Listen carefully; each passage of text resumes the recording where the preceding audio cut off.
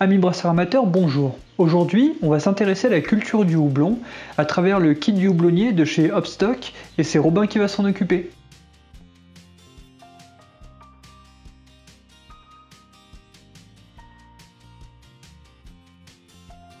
On va commencer par découvrir tout ça.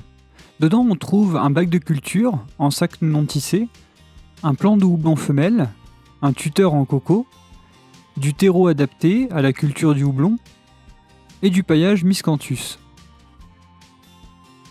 Robin mit le sac dans un endroit partiellement ensoleillé. Et maintenant, il fait des nœuds à l'extrémité du tuteur, cela va nous servir à lester le fil au fond du sac.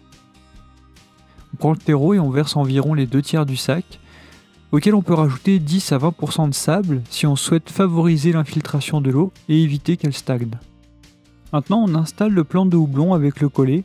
Bien sûr, on met les racines vers le bas ou la terre et les jets de houblon vers le ciel, au niveau de la surface.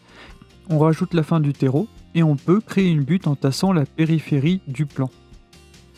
Il faut savoir que l'on peut trouver le houblon sous plusieurs formes. D'abord la graine, on sait tous à peu près ce que c'est. Le gros avantage, c'est le prix par rapport au nombre de pieds potentiels que l'on peut faire. Le souci, c'est qu'à ce stade, on ne peut ni connaître le sexe ni les arômes que donnera chaque graine. C'est la méthode qui demandera le plus de patience et qui est sans doute la moins utilisée. Quant aux rhizomes, eux, ils sont issus de division végétative. C'est-à-dire qu'on prend un pied adulte, on en coupe un bout et cela nous donnera un rhizome. Celui-ci, au fur et à mesure de sa culture, donnera une plante avec les mêmes caractéristiques, sexe et arômes, que le pied d'origine. Ce n'est pas très cher, mais il y a quand même un peu de perte et la récolte se fait la 3e année qui suit la plantation. Il y a aussi plus de risques de maladies car souvent les rhizomes ne sont pas issus de pépinières. Et enfin pour finir, on a la racine nue. C'est un plant qui a passé une période de mûrissement en terre avant d'être vendu. Et c'est la forme qui assure une récolte au plus tôt, si les conditions d'ensoleillement, d'entretien et de sol ont été respectées. C'est sans doute la meilleure option pour les pros comme pour les particuliers.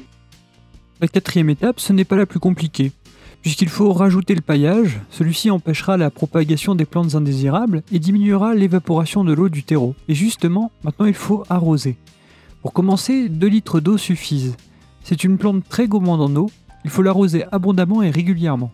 L'avantage du sac non tissé, c'est qu'il ne retient pas l'eau et permet une bonne irrigation, car la plante est assez sensible aux excès d'humidité.